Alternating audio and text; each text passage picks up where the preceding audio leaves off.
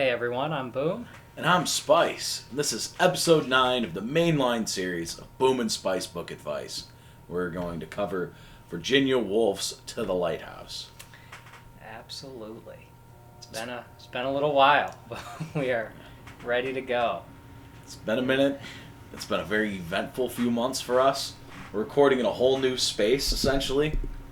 It's the same basement as before, but it has changed aesthetically in a lot of different ways.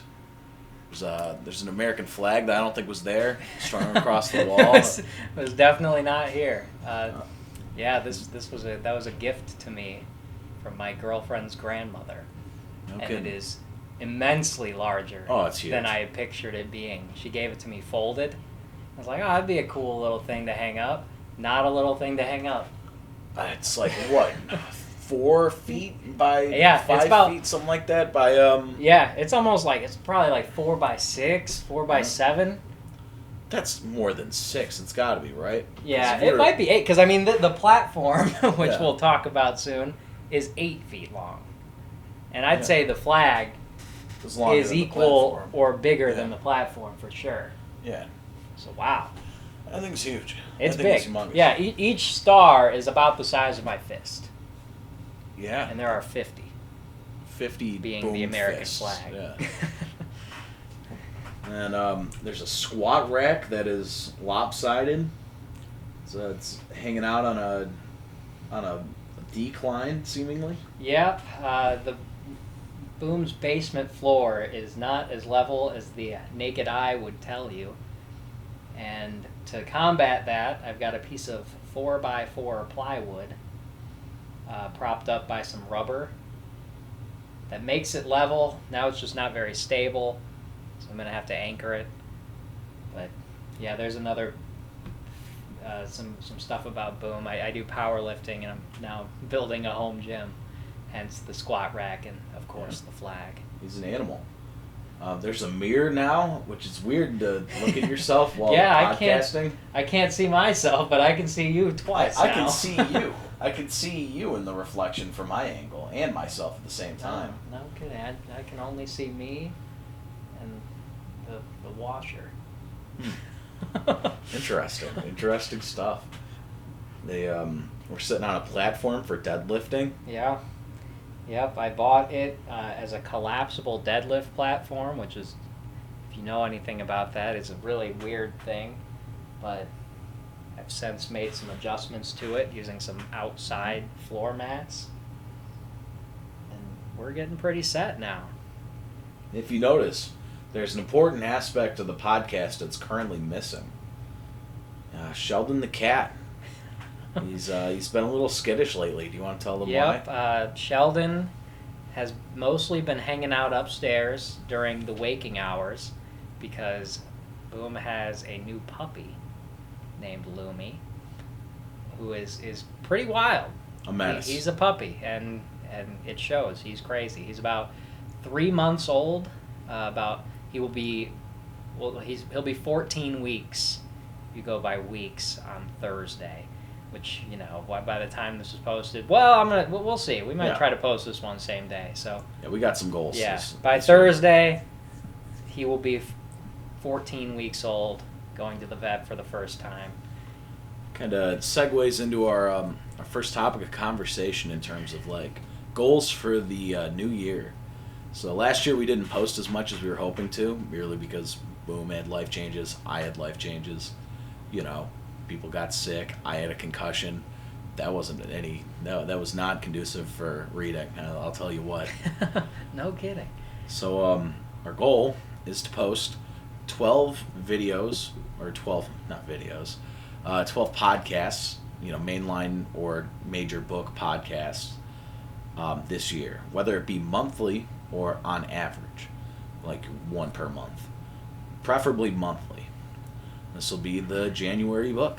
Yeah, absolutely. I think that's going to give our listeners a more reliable experience, and it'll be good for us for pacing.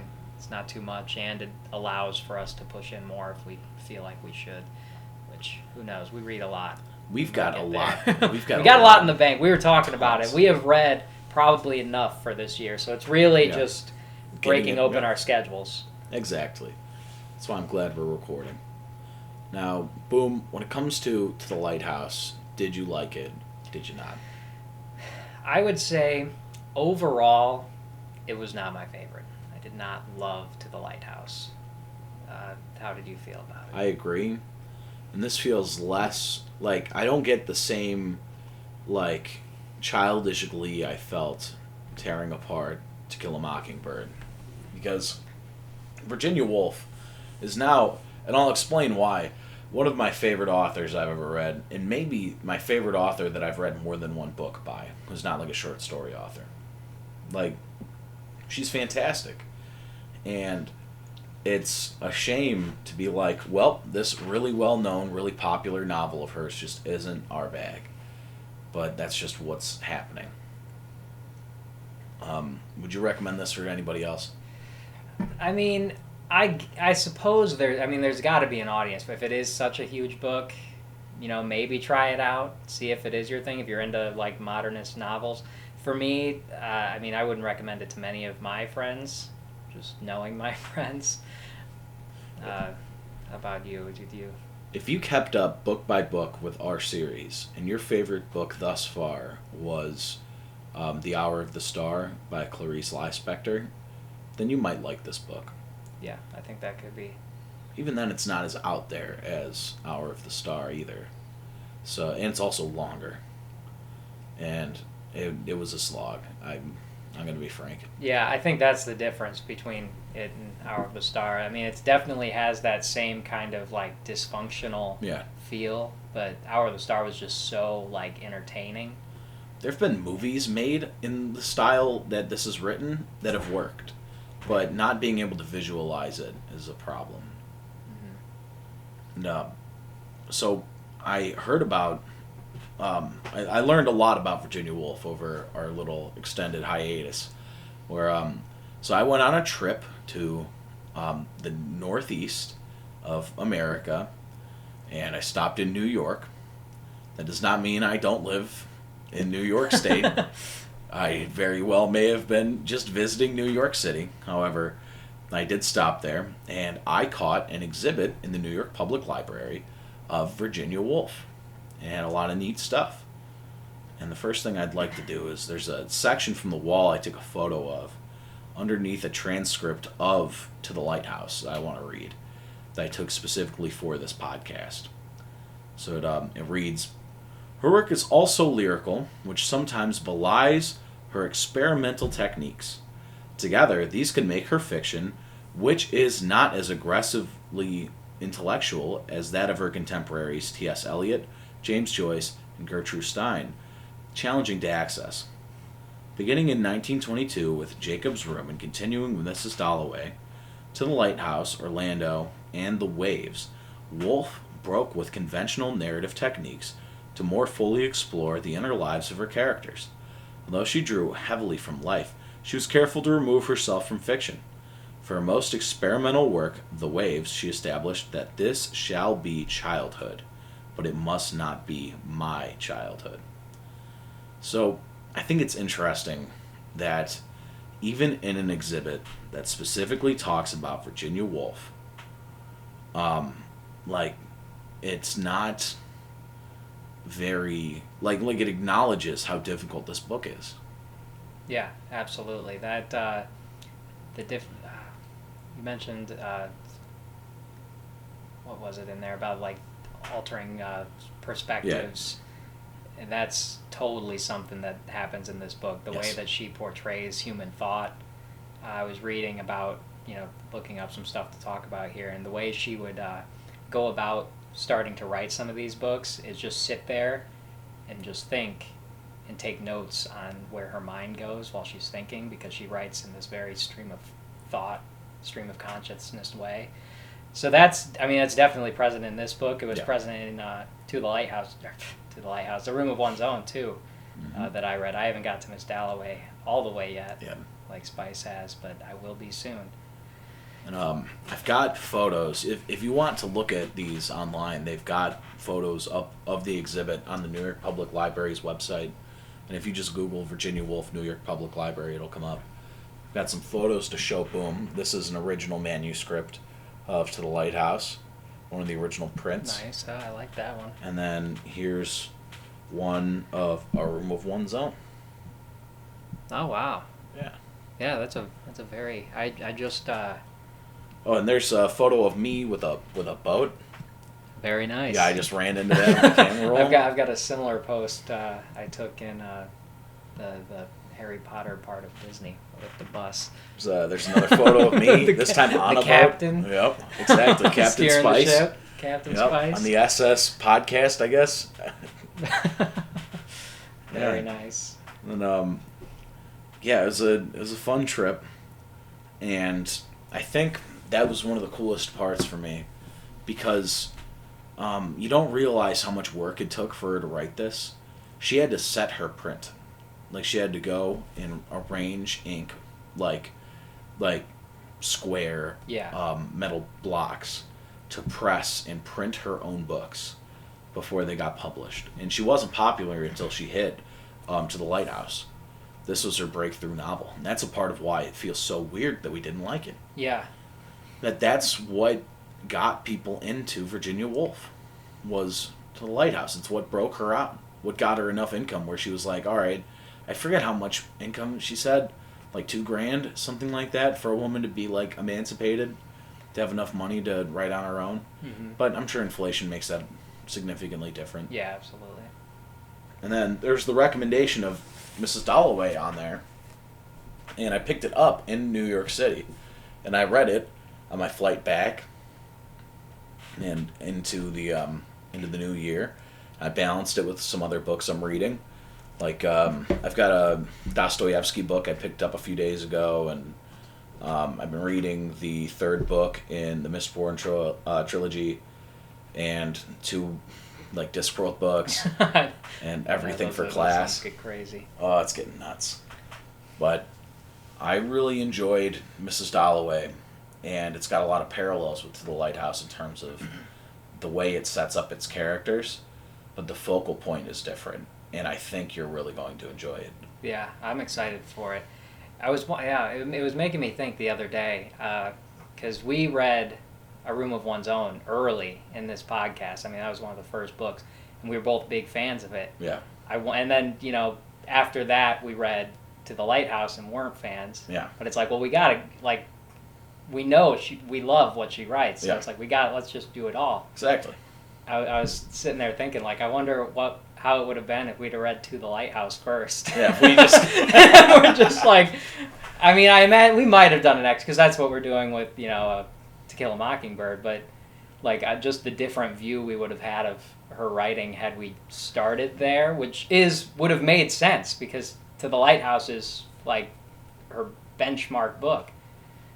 But, yeah, it's just an interesting thought, because how would we have taken it? Because we wanted to like it at this point, and we just didn't. It's tough. It's tough to imagine. It's also different in that I enjoy reading all that an author has. There's something fun about it. Mm-hmm. Like, just completing the set. And that was super easy with Harper Lee. So we're like, all right, we'll just complete the set. And we just happened to... spoiler alert for our upcoming podcast, enjoy that book significantly more than we enjoyed the previous one.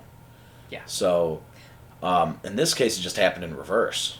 But the difference is, Virginia Woolf has so much more. I think there's a different write-up of Mrs. Dalloway called, like, Mrs. Dalloway's Party, where, like, that's out there. There's Orlando, The Waves, Jacob's Room, just a ton of stuff. So, I'm glad we went in the order we did.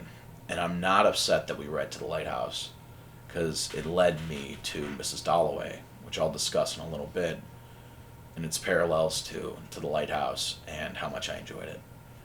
Now, how would you recommend people read this?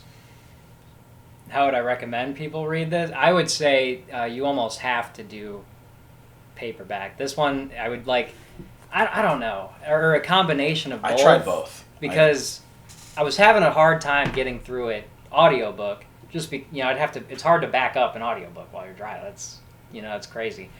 But you need to back up sometimes. And so I would find myself like driving to work and listening to a section and not really understanding anything, or feeling like I need to go back, and then I'd have to get home that night and reread what I had listened to try to make sense of it.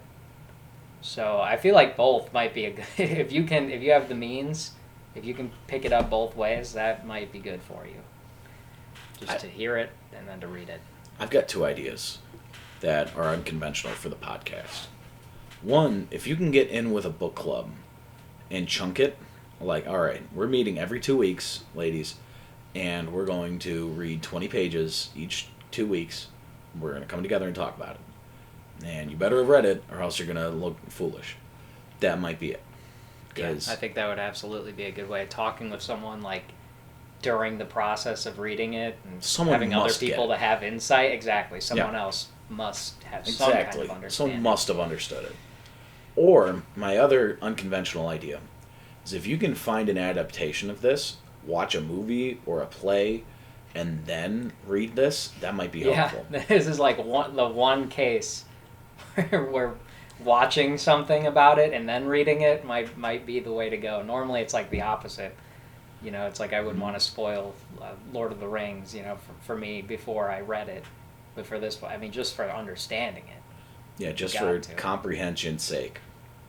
It's a tough book. Yeah, and then I saw someone write, I forget where I was reading it, but they were like, since it's so like stream of consciousness, just thought and how people think, some things aren't important, you know, you're thinking about how you feel about someone, and then like, oh, they're taking a piece of fruit from the fruit platter. Like, it almost is like the first read through, it's not incredibly dire that you understand everything that happens. So towards the end of it, I started just like, you know, just read, Christian. Just ask myself, just read, boom, just read through it. Get through this chapter and then think about it. Like, don't stop on every word, you know, because it's not always supposed to make tons of sense. Yeah. And it definitely didn't. And you hit points like that in Mrs. Dalloway, too. Yeah. And you obviously hit points like that not To the Lighthouse, in The Hour of the Star. Oh, yeah.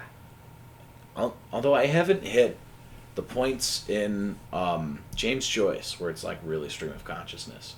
Mm-hmm. I've read Dubliners, at least a good portion of it. That one's pretty straightforward. So I think it's Ulysses, or like A Picture of an Artist as a Young Man. I forget that actual title, but A Portrait of an Artist as a Young Man. But it does take a lot of gumption to be able to just march through when you don't understand. Yeah. Oh, absolutely. Because I mean, it's just you want to get it, and sometimes you're just not with this one. She does not make it easy for you. How long did it take you actual reading time to get through it, would you estimate? I started this book last year, and because I borrowed a copy from someone who's now out of state. So they're not getting this book back unless I somehow run into them. And I don't know when I would have started. Maybe February of last year. And it was just off and on, off and on. And then we decided to do it for the podcast. So I did some audiobooks that got me like a third of the way through again. And then I finished it through the pages. And overall, I guess 6 months. Yeah. If you actually take out the time that I wasn't actually trying to read it. That's more than it took me to read Moby Dick. Yeah, and like to put it in perspective, like this book is, what is it, like 210 pages for me. Also, something around there. So Moby Dick is huge for those of you. And like the same publisher made a different Virginia Woolf book. This one, Mrs. Dalloway, around the same length. This is about 197 pages. I read this in under a month. I read that one very quick. Yeah, in under a month. While in school, while reading other stuff, in under a month. Yeah. A moment that stands out to me, for a little while, Bam from the podcast and my girlfriend, we used to sit and read for, like an hour every night. And I remember I had just finished one of the Farseer trilogy books, and I picked up To the Lighthouse. I'm like, all right, I'm going to get a jump start on this. It's a short book, by an hour. I ought to be getting somewhere. This is... I remember reading that first page, like, so many times. And then, they're turning pages. I'm not turning pages. I'm just trying to understand this. And they're like, are you even reading still? Like, look at this. And I showed it to Bam, and he's like, I have no idea where to start. Yeah, it's tough. I'd say, like, if you're ranking the books we read by difficulty, this might be at the top, and the only one that's close is Beloved. Yeah. Other than that, what's near it? I wouldn't call Rebecca easy on first read. No. Because you don't know what's going to happen. Yeah, and then, you have those people on Goodreads talking about how it's just too boring, did not finish. Yeah. So for those guys, those people might have been harder. But it doesn't even give its protagonist a name. So sexist. Yeah. I can see how someone might have trouble getting through Dracula if that wasn't their thing, just because of the lettering, or maybe like the beginning of Frankenstein. But you gotta audiobook Dracula. You need to. The voices are so fun. Like when you get the we right both guy. had 2 different recordings, and they were both good. It sounds like yours was more fun than mine, though. Oh, he didn't give you an accent? No, Quincy Morris, you were talking about. He Yeah. had an awesome accent. Mine was.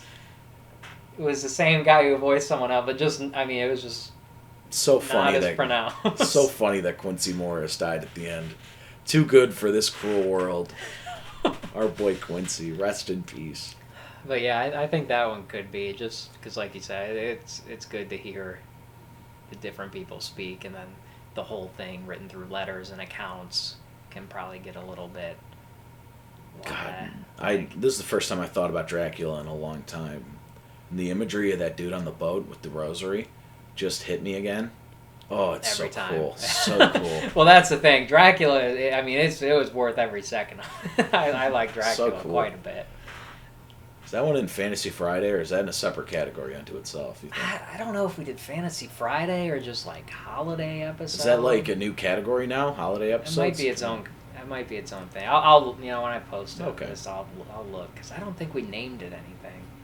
I think it was just like Halloween special.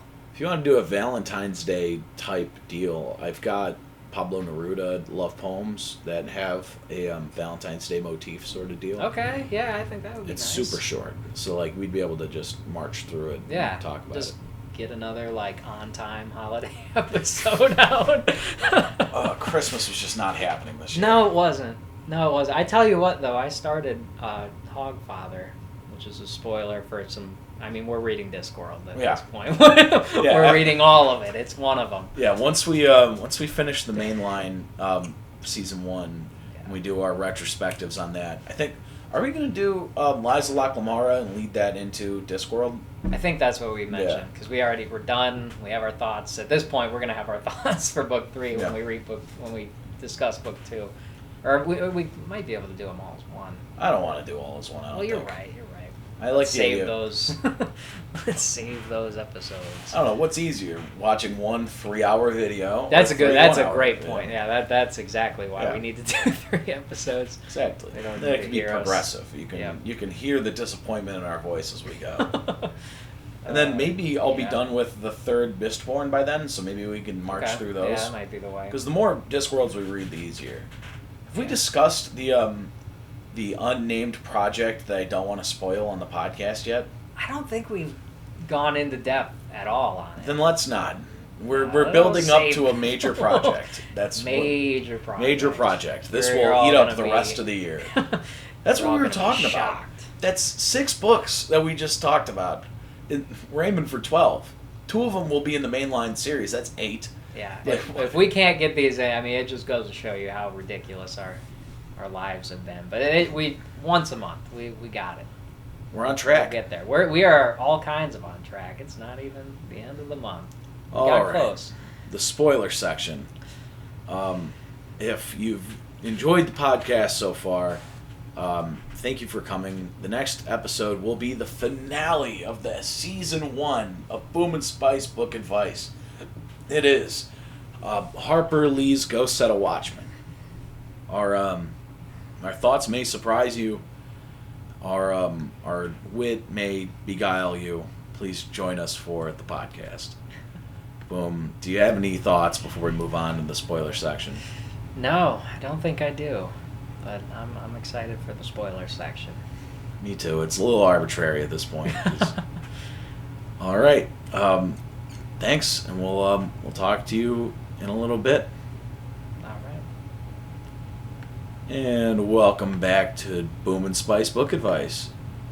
So, to get to the plot of what there is, there's a woman working on a painting for the lion's share of the book.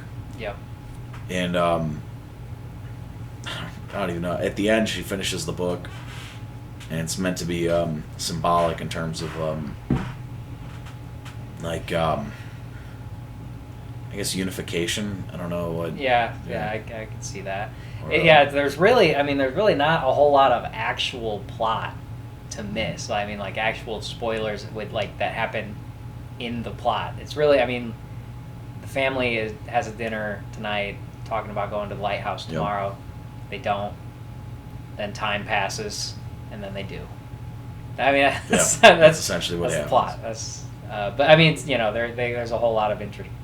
If it was just that, this short book would be even shorter. The fact that this might be the most in-depth SparkNotes page I've ever seen that was not by or was not a Shakespeare book. And that's nuts. In terms of similarities to Mrs. Dalloway, so this is also a spoiler section from Mrs. Dalloway. We're going to talk about really virtually every Virginia Woolf book at some point. We're going to do its own episode, so don't act like this is the definitive version of this. But Mrs. Dalloway is similar to the Lighthouse in a lot of ways, that it follows characters in a non-linear fashion. It bounces from character to character. Things happen by random. The formatting is also confusing. There's not a lot of breaks. There's not a lot of distinctions between characters. And while that's to its detriment, again, this has a nucleus of Mrs. Dalloway being the central focus. That, like, if you imagine a wheel, she's the center, okay, like the hub, and everything else is a spoke, at least in some tangential way. So it's all around her in the end. Yeah, it gravitates around her. There's some really cool twists at the end, like super cool twists. Do you want me to spoil them for you, or you want me to save them? Maybe save the twists. Yep, I'll save the twists. I'll save the twists. But the fact that those stand out to me, and there's nearly no noteworthy happenings within To the Lighthouse, it makes for a really unsubstantial review. But like it's hard. Yeah, I mean, like one of the real pressing and suspenseful points of this whole book is at that dinner, and Miss Ramsay contemplating whether everyone's going to like the beef stew or not. I mean, that's about as interesting as it gets. I mean, and there's definitely, like, Virginia Woolf, I do like her humor. Yeah. And she has it in there. I mean, like, for me, it's like when they're also at the dinner, how Miss Ramsay's contemplating that fruit dish, and it's perfect. And then someone, like, takes from it, and she gets so mad, like, inwardly at them for ruining the perfectness of this fruit dish. It's just fun, because she writes the way people think really well. Yeah, that's true to life. That's like, yeah, that people go through that type of stuff all the time. Mm-hmm. You think you don't, but it's like, all right, you've been organizing your clothes so well, and suddenly someone nudges your pile of t-shirts that you've been folding, and there's a crease. Yeah. You're like, oh my God, I've been working so hard on this. Yeah, exactly. She does a really good job at explaining, like, how much can happen in our minds, like, when stuff isn't happening outside of our minds. This, like, the constant contemplation of every character in this book while they're just sitting and having dinner, whether it's Mr. and Mrs. Ramsay sitting in that study just contemplating each other and their feelings for each other and their love for each other while they're just sitting and reading books. They go through the whole journey in their heads. And we do it every day. And I think she does a good job at explaining how we think. That parallels you and your girlfriend and your brother sitting there, reading in the same room. I'm assuming you guys sort of thought about each Yeah, other. well, absolutely. I'm Well, thinking they're- like I'm the guy, Yeah. I'm the one who reads books, and I can't get through this thing. They're thumbing through their pages, and and like on the surface, we're all just sitting. If someone walked in, we're all just reading. Yeah. But I'm over here like self-conscious because I can't read. They're like, what's he doing? But also like, do I really want to be reading? Like stuff like that. That's a cool angle to take that from. I'm glad. I think I like this book better just because you explained what you like about it. Yeah, That's nice. there's a few things. I mean, it's overall, I just with having nothing happen, it kind of makes that shine a little brighter, but also it's like it does make it drag a little bit. I wish it was a short story. I wish she did Exactly. a short story collection. Yeah, if it would have just been the dinner, I think it would have. I would have liked it a whole lot. 'Cause And I liked liked the that intro. scene quite a bit. I enjoyed the point where the dad's being obstinate about not going Yeah. to the lighthouse for no good reason. The murderous rage of James Ramsey because his dad thinks it might rain tomorrow. Yeah, exactly. Yeah, if you just chunked this, I wish she had set it into chapters and made it an anthology or something. And I think that also, it plays into us liking A Room of One's Own so much. Is I was just looking for that. I'm like, this is her. This is how she writes. I know I like what she writes. Yeah. So it was, I was trying to pick out those things in a book where if I just came into this flat, it might have been a little bit tougher to see. Yeah. But it's like similarities that between her writings that you're like, okay, Yeah. this is what I know. This is what I came back for. There's points in Mrs. Dalloway where similarities between it and A Room of One's Own come up, where she vehemently calls out sexual assault within this book, and there's also some non-heteronormative affairs that go on, and for its age, super duper controversial ideas. And the fact that she was willing to write about it in her fiction, which is meant to be accessible compared to her essays, which were meant to be academic, I think it really shows how deep this runs for her. Yeah, absolutely. Her And independence. it's been present in everything I've read from her. The two things I've read from her, I can't think of any character names right now. Let me pull up the Spark Notes. But the painter, Yes. Lily. Yeah. Her writing in, I think it was Charles, telling her, women can't write, can't paint. And then she finds out, he's self-conscious himself because he can't compare to Mr. Ramsey and all that. But her finishing the painting in the end and proving that she can be a painter, whatever she wants because she wants. She holds fast to what she writes about, and that's commendable. That's interesting to hear coming from an artist so good. She could so easily just punch down and be like, I'm just the best women's artist ever. Because I don't know, she might be. I like Maya Angelou more, probably, but I can't really judge anyone until I read more than one book. I really enjoyed N.K. Jemisin of what I've read. I've really enjoyed, there's a lot of women's... The whole podcast. No kidding. Why am my gosh. Why am I beating around the bush? Yeah. The entire podcast. Let me think of a woman's author. Literally Season 1 of podcast. Every episode Volume 1. till this point, this episode and the next episode have all been accomplished female writers. Yeah. And she could have punched down, but she decided not to, and it's one of those things with representation where if you can see it, you can be it. And I hope some young women read this and they saw her painting and her eventually finishing the painting and was like, you know what? I may not have the means. I may not be Virginia Woolf. I may not be able to print. But I can write. I can work. I can have a little manuscript I work on, or I can have a painting, or even if it's just crocheting or something. Either way, if it inspired women to pick up their pen or pick up their, paintbrush or knitting needles or whatever format they decided to go with, I hope it acted as an inspiration. And I think that's the truest part of her legacy. I hope that people look back on her she's tragic. She's got a tragic story in the same way as Sylvia Plath Emily Dickinson, and all those other like popular, female authors. But in her, there's such a success story where she permeates culture so deeply. Like, people who don't read know the name Virginia Woolf. Mm-hmm. Lots of them. You could ask Bam. Bam's not going to pick up Mrs. Dalloway, but he's heard the name. It's been 100 years. It's still, still pervasive. Yeah. You can't make it through an English class and not know who she Nor is should and you. what she did. And exactly. Yeah, she's there for a reason. She earned her place in the canon in spite of the society around her. And I think that speaks well to her legacy. Do you have any more thoughts on that specific topic?